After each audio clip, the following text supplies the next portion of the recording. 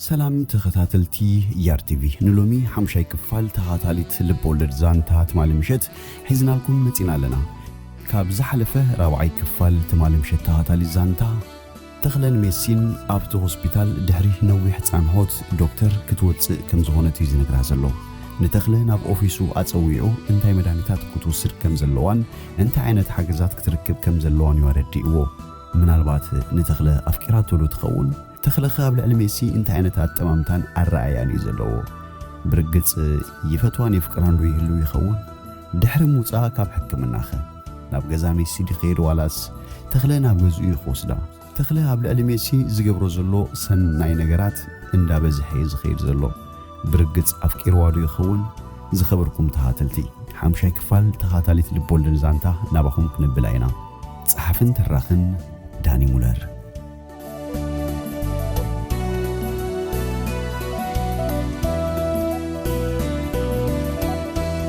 بسبب زملأ زنبره بيت مسته صنصن كبلن عماويلو ببقروب كرحقون مس جمرو عقليو صيبو جون ونانا بيت مسته ميسي تسرحلو زنبرتيو اتاويتاتو زياده زرخبلو زنبره ميسي اب سرعه كتلون كلها طراي بمبارو كم ميسي عينت كم زيركبون اتيو يفلط نبره كاب حكمنا وصيا من سماعون لومودو صباح تملس انابله هارر كبل جمره سلامات السخان لي حقي جون حتى تتخله هو اني بابيني مو بزعبا ميسي خزربك مصي تخله ميسي تقريلو من قديلو بمحساب نابتي تسرحلو بيت مسته بقدامنات زمرحه جون حونا ميسي كاب حكمنا وصيا حكيما تعرف كم زلوا ايو نغيروا املاخ انت فقيدون كاب السرحه تقليلا تغرفو نوريو تاخذ جمر انكولاي جون بتصفعت استهارم خمسل سنبده بزي ميسي كون لايك الزنبره ميسي من جهابتون اتاويتاتون منبارا كمزي زبلكو خايو جوني حجنا بخا ممصي منالبات ترف حساب انت اللي كتبا اسخاون كتتبع بعض حسابي جون بتري داغماي كمزاز التعلمه عندي هونه ميسي كابز سرح خطوط يا خط غرفن يايلو حسيبون يفلطن كحسبون يدلين زنبره جون ملسي كيابه تنبره اتي سقطا ايقبلوني زغبركا انت غبركا نميسي ابزا سرح خملساي بزسمع عطمامتايو زريو زنبره مجمرا انكو مو بسلام وطت استرفخا قسيلنا مس ميسي خنزراربو لينا ملس جون صبو جون مس ميسي خزراربو تخليوخم جن داغماي ناب زسرح نختملس تزيات تبع خيا سناي نغري بستخالك ان ختحجزا بمحسابي مصيكا دحركا عينا يسرح يمخوينو نبسا شيطات حدرلو سلام انقسانتن زيبلو خرفح هيوت مچم من عيط عم نمبر انت هيقدسنا يتبلن تخون ازخا خم حلنا خايو حلنا خا زيكركو حقوا نغير مغبار نعخنا عن صبوي وصحابي ازنا حلنا غداي يكونن ناينجرانا يسرح غدايو بزعبا سرح يناون كنزرب زلنا مسلني اساد ليت اندحرالوا تمليسي خسرهي لومي حنجي خمصي انت تبلني مرحبا إلي زغبلا جون قدي بزيبلوات تمامتا أنا تسرلو زحرغن عقلخا زفتاتن ولا يخون كي حرقة في الشيخ بلا تخلى يردعنيو اسخاب زعبا سرحخا كم تحسب قنكا كم حبرت سب قديت عليكا سبك غير دليو سناي من قدي خمرتن كله خد التبابعو أبقون نخون يزقباكا برقت ميسي تمليساك تسرحن لك تسرحن اساتو سنو سانيو اسخاخا غبوخا نختقبر نابيوتا تمليسا بتسناي من قدي نختخير كتتبابعات خلدو تخوني لاي لعلة تجنزب مساخا زلوا اسات نبر هيوت تقدم كام بمبالي بزغونه سلامنا اخا جون حونا إلو تخلا واتي خدا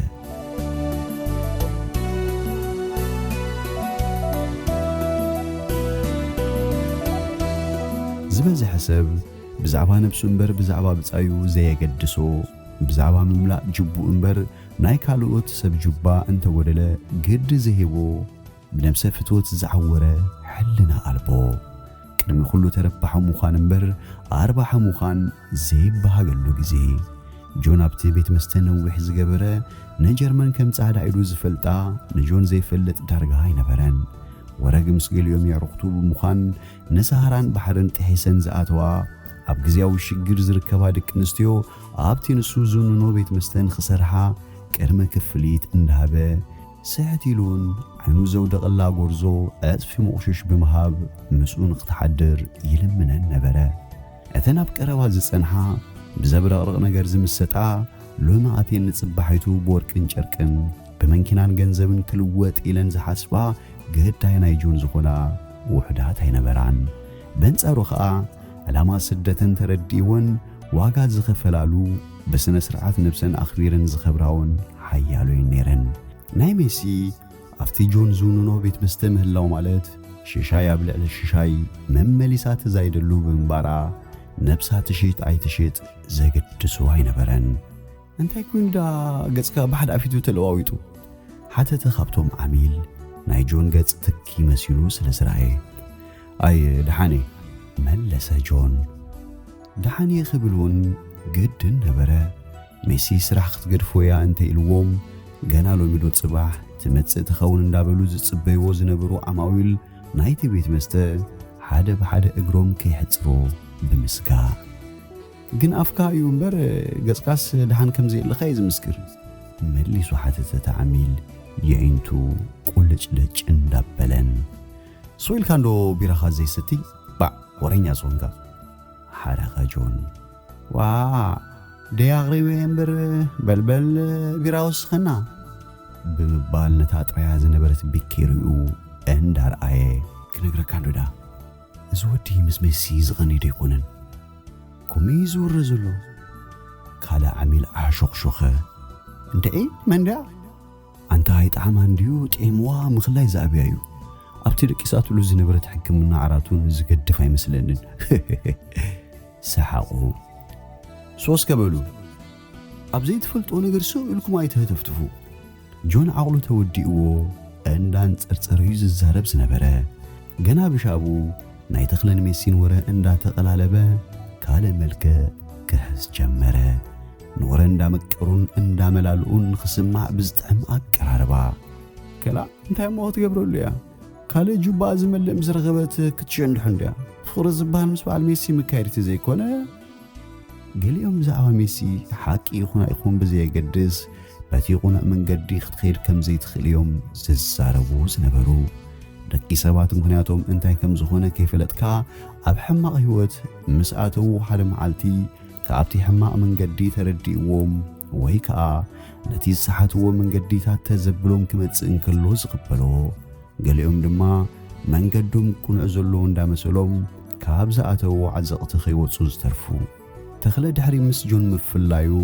ናብ ሱፐር ብምኻድ ኣስፊዛታት መሊኡ ናብ ገዛ ሜሲ ኣምርሐ ሜሲ ካብ ሕክምና ካብ ትወፅእ ድሮ ኸልኣይ መዓልታ ገይራ ነበረት ኣብ ህይወታ ተሰሚዕዋ ዘይፈልስ ስምዒት እዩ ዝስምዓ ዝነበረ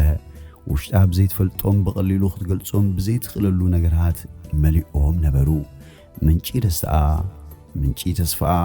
ተኽለ ከም ዝኾነ ግን ትጠራጠር ኣይነበረትን ካብዚ ዘላት ህይወትን ክትወፅእ በሰናይ ነገራት ዝመልኣ ዝነበረ ተኽለ ፍሉይ ኣኽብሮት ነበራ ሜሲ ሜሲ መፅእ ከለኹ በለ ተኽለ መፍትሕ ናይ ገዛ ሂባቶ ስለ ዝነበረት ከፊቱ ንውሽጢ እንዳኣተወ ደቂሳ ከይትኸውን ብምስጋህ ድምፁ እንደገና ኣተታቢሉ ተዳየ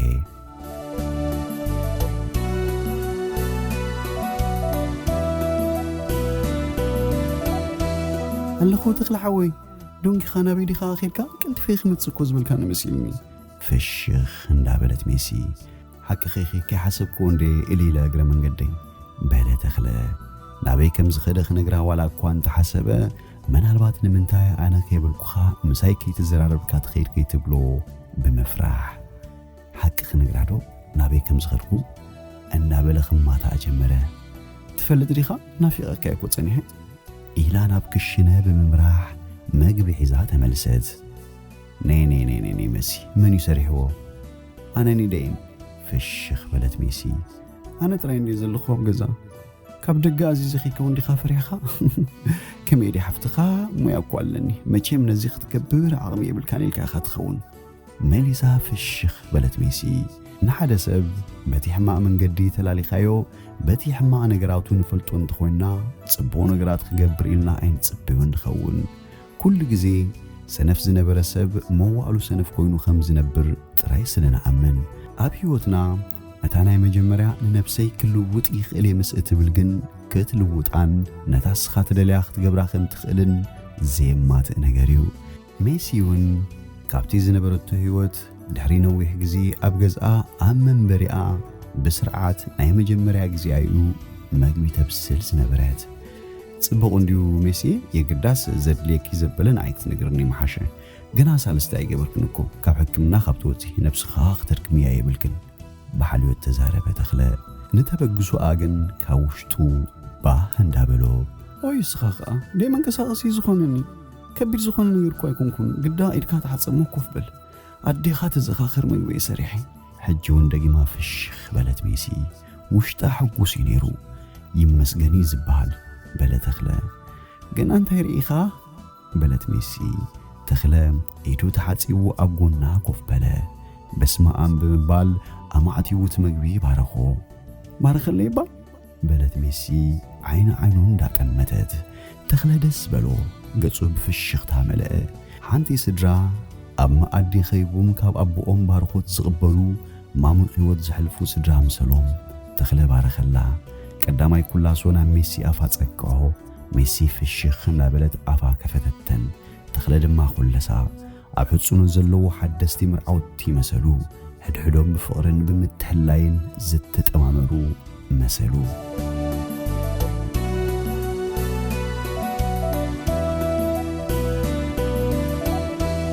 ሕሉፍካ ኣብ ገለገለ ግዜ ደድሕሪኻ እንዳተኸተለ ንኸይሰደካ ህርድክ ክብል እንከሎ ነቶም ዘይጥርቋት መንገድታትካ ኣሊኻ ኣብቲ ስኻ ዝምችኣካ ጽላል ክኾነኒ ኢኻ ትብሎ ክትዕርፍን ከለኻ እቲ ሕሉፍ ጉዕዞኻ ብሰናይ ነገራት ዝመልአ ይኸውን ካብ ገዛእ ነብስና ዝብገስ ናይ ህይወትና ደስታ ነቲ ኸላይና ነቲ ብጻይና ብንህቦ ፍቕሪ እቲ ብጻይና እውን ካብ ነብሱ ሓሊፉ ነቲ ብጻዩ ብዝህቦ ፍቕሪ ከምኡ እንዳበለ እንዳተሰጋገረ ኩሉ ብፍቕሪ ዝመልአ ይኸውን ሜሲ ኣብ ህይወታ ከምዚ ዓይነት ስምዒት ተሰሚዕዋ ኣይፈልጥን መመሊሳ ትደምቕ ነበረት ተኽለ ገለ ክገዝእ ወይ ገለ ከምፅኢሉ እንተወፂኡ ነብሳ ክሳብ ምቁፅጻር ትጽንያ ልባ ዝጠፍኣ ዝጀመረ ተኽለ ምስ ሜሲ ክቕመጥ ጀመረ ከምቲ ካልእ ኣብ ሓደ ገዛ እንዳተቐመጡ ዝኾነ ነገር ገይሮም ኣይፈልጡን ዝነበሩ ሜሲ ኣብ ዓራት ክትድቅስን ከላ ተኽለ ድማ ኣብ ሳሎና ነጻጺፉ እዩ ዝድቅስ ዝነበረ ብሓልዮት ዝተነድቀ ፍቕሪ ተኽለ ናብቲ ናቱ መንበሪ ገዛ ኸይዱ ንብረቱ ጠቕሊሉ እዩ ምውፃእ ተሪፍዎ ዝነበረ ብኸምዚ እንዳነበሩ ሰሙናት ተቖፅረት ሜሲ እውን ናብ ስራሕ ከይተመልሰት ምስ ተኽለ ኣብ ሓደ ገዛ ኣብ ሓደ ሳሎን በበይኑ ዓራት ኣብ ክልቲኦም ገጽ ዝረኣይ ዝነበረ ፍሽኽታ ዓያቲ ኣይነበሮን ተኽለ ፓስፖርት ናይ መሲ ወሲዱ ናብ ናይ እስራኤል ኤምባሲ ሕቶ ቪዛ ሓተተ ኣብ ቀረባ መዓልታት መልሲ ከም ዝህብዎ ነገርዎ ካልእ ንሜሲ ዘተሓሳስባ ነተኽለውን እንተኾነ ዘተሓሳስቦ ዝነበረ ጉዳይ ደቃይ ነይሩ ብኸመይ ዓይነት መንገዲ ደቃ ከም ዝምለሱላ ክሓስብ ጀመረ ተኽለ ብሓልዮት ንሜሲ ከብሕባ ሜሲውን ከም ናይ ተኽለ መቕለልቲ እንዳኾነት ክትመጽእ ጀመረት